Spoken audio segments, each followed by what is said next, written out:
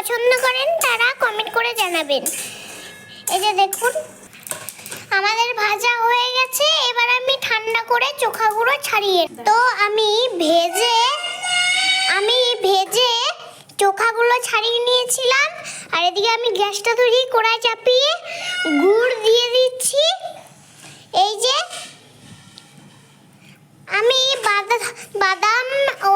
বাদামটা যতটা নিয়েছি ততটা পরিমাণে ততটা অনুযায়ী গুড় দিচ্ছি।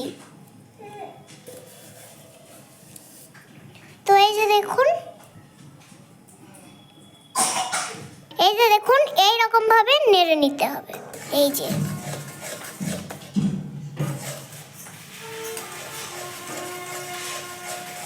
এই রকম ভাবে ফুটিয়ে নেড়ে নিতে হবে যাতে ভালো খেতে লাগে।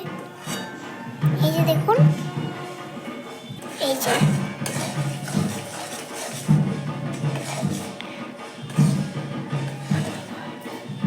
তো আমাদের ফোটানো হয়ে গেছে। এবার আমি বাদামগুলো যেগুলো চোখা ছাড়িয়ে রেখেছিলাম দিয়ে দেব।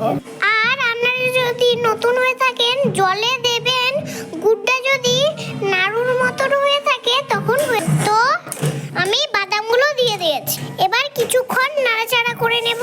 তো আমাদের হয়ে গেছিল ফোটানো, তো আমি পিঁড়িতে তেল মাখিয়ে এটা দিয়ে দেব। তো আমি পিঁড়িতে দিয়ে এইরকম ভাবে বেলে নিচ্ছি।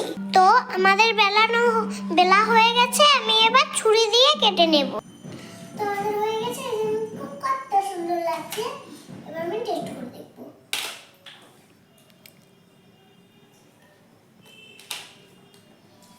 দারুণ লাগছে বন্ধুরা, সুপার। যদি ভিডিওটা ভালো লেগে থাকে লাইক সাবস্ক্রাইব অবশ্যই করে দেবেন। Tata bye bye.